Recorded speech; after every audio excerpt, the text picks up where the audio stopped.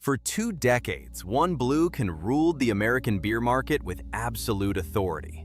But in April 2023, the king stumbled and was violently overthrown in the single most catastrophic marketing collapse in corporate history. This story goes beyond a beer company losing customers. It acts as the definitive case study of how a brand at the top of the world managed to alienate its entire customer base in less than 48 hours. From the viral machine gun video that started the fire, to the shocking 2026 sales figures that prove the damage is permanent, this is the real story of how Bud Light lost its crown. You have to understand just how invincible Bud Light looked before 2023 to grasp the magnitude of this crash. Since 2001, it served as the best-selling beer in the United States, outselling its closest competitors by hundreds of millions of dollars. The beer acted as the default setting for American social life, found everywhere, from tailgates to dive bars and Super Bowl parties. The brand's identity remained simple, relying on humor and broad appeal like Dilly Dilly and Spuds McKenzie. It was the safe, reliable choice for the average guy. But inside the company's glass towers, executives worried. They looked at the data and saw a loyal customer base that was getting older. They didn't see a kingdom to protect. They saw a brand slowly dying of old age.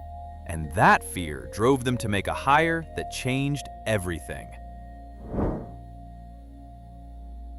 Alyssa Heinerscheid became the first woman to lead Bud Light as Vice President of Marketing in June 2022. Her mandate was clear: attract young drinkers. But her approach later became the most scrutinized strategy in marketing history. In a podcast interview that eventually came back to haunt her, Heinerscheid spoke candidly about her vision. She described the brand's existing image as fratty and out of touch, words that many of the brand's loyal drinkers later took as a direct insult. She argued that the brand needed to become lighter, brighter, and more inclusive to survive. The strategy wasn't inherently wrong, since brands pivot frequently, but the execution revealed a fundamental misunderstanding of who actually bought the beer. She wanted to invite a new audience to the party, but she didn't realize she was locking the door on the old one. The spark was incredibly small. It wasn't a Super Bowl commercial or a nationwide billboard campaign, but a single Instagram video posted on April 1st, 2023. Dylan Mulvaney, a transgender influencer who had built a massive following documenting her transition, posted a video dressed like Holly Golightly while joking about March Madness. She showed off a custom Bud Light can the company had sent her, featuring her face to celebrate her 365 days of girlhood. The marketing team likely viewed it as another low-stakes influencer partnership among hundreds they did annually. They sent the can, paid the fee, and moved on. But the brand's core demographic felt the company was pushing a political agenda into their leisure time, making it a declaration of war. The reaction was an immediate explosion, rather than a slow burn. 2 days later, the digital outrage turned into a tangible symbol. On April 3rd, Kid Rock posted a video that became the defining image of the boycott. Standing in a field, wearing a MAGA hat, he didn't write a think piece or sign a petition. He turned his back to the camera, raised an MP5 submachine gun, and obliterated 3 cases of Bud Light. He turned back to the camera and shouted a profanity-laced message that left zero room for interpretation. The video racked up over 50 million views across platforms, almost instantly, giving the angry customer base a banner to rally behind. Country star Travis Tritt immediately followed by removing the beer from his tour rider. Suddenly, holding a blue can became a political statement rather than a beverage choice. In bars across the heartland, ordering a Bud Light became an invitation for ridicule. We are tracking the biggest corporate collapse of our lifetime, and it only gets worse from here. If you want more deep analyses of business history, hit that subscribe button and turn on notifications. Now, we will watch the stock price free fall. Anheuser-Busch vanished in the face of this firestorm, which is the one thing you should never do in a crisis. For nearly 2 weeks, as the boycott gained momentum and distributors began to panic, the company said nothing. No clarification, no apology, and no defense of their partners appeared. This silence was catastrophic because it allowed the anger to fester and the narrative to be written entirely by the boycotters. When CEO Brendan Whitworth finally issued a statement on April 14th, it was a masterclass in saying absolutely nothing.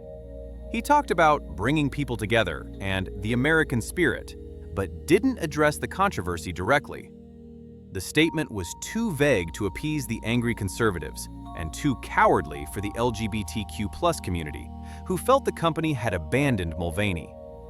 Bud Light got hit by traffic from both directions by trying to walk the middle of the road.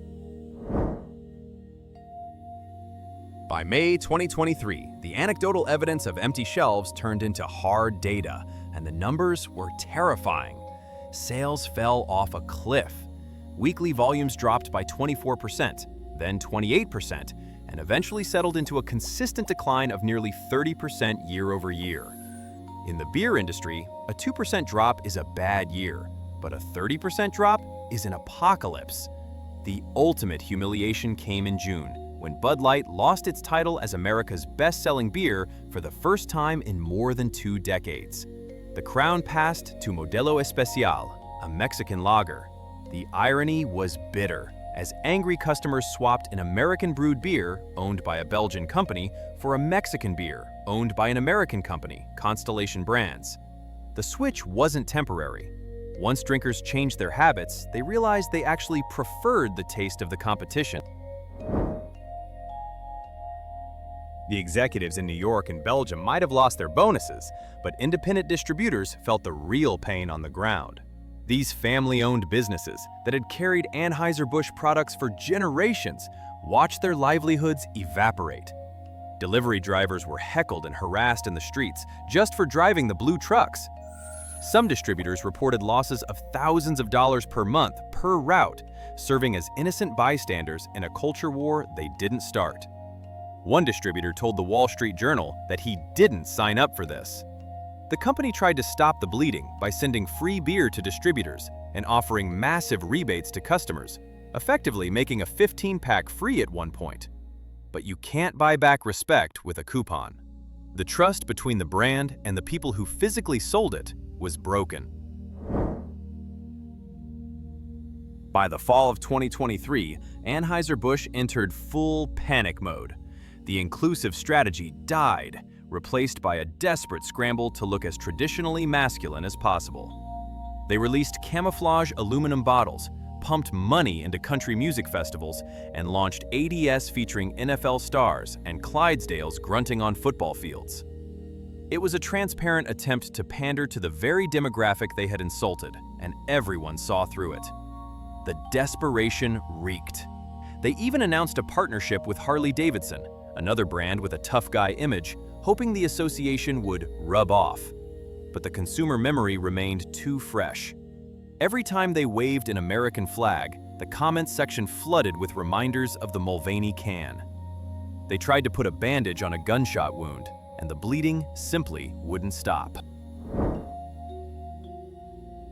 Bud Light played its biggest card yet in January 2024 to win customers back by buying their heroes. A massive, record-breaking sponsorship deal with the UFC.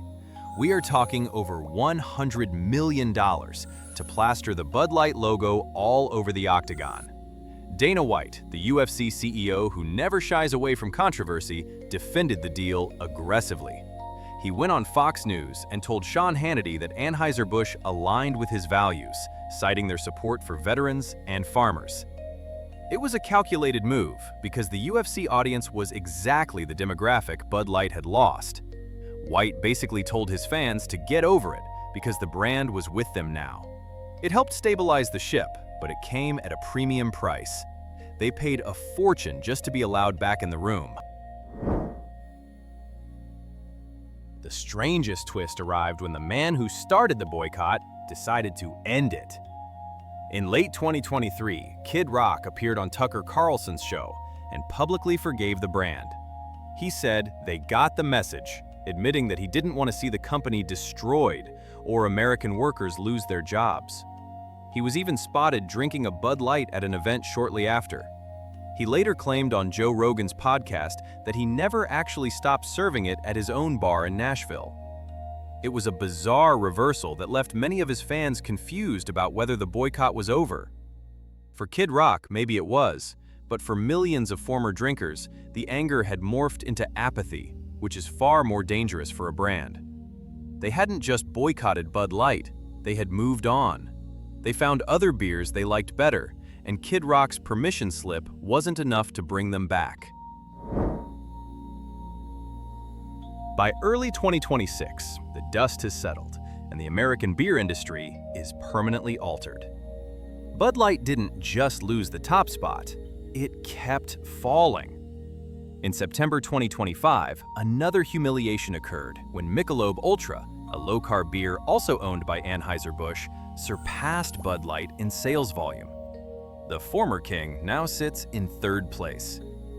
The decline has stabilized, but at a much lower level, where sales remain roughly 40% below their pre-2023 peak.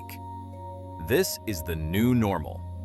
Retailers have permanently reduced the shelf space allocated to the blue cans, giving that prime real estate to Modelo and Michelob. The brand is a structurally diminished asset. It is still a giant, but it is a bruised, battered giant that will likely never stand as tall as it once did. Dylan Mulvaney continued her career as an influencer, though she largely stepped away from brand partnerships that could trigger similar backlash. But Alyssa Heinerscheid found the most interesting landing spot. After being placed on leave and eventually departing Anheuser-Busch, she went quiet for a while. But by late 2024, she resurfaced in a surprising role, working in business operations for Live Golf. Yes, the Saudi-backed golf tour that disrupted the PGA. It is a fascinating pivot to move from a brand caught in a culture war to a sports league that exists entirely because of one. As for Anheuser-Busch's stock, it has slowly crawled back, but the company is leaner, more cautious, and forever scarred by the billions of dollars in value that evaporated in a single summer. Business schools now teach the Bud Light collapse as the ultimate example of failing to know your customer. The mistake wasn't trying to expand, as every brand needs to grow.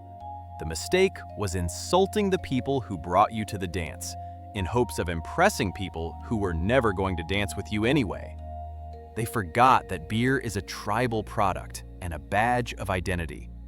When you signal that you are embarrassed by your tribe, they will find a new chief.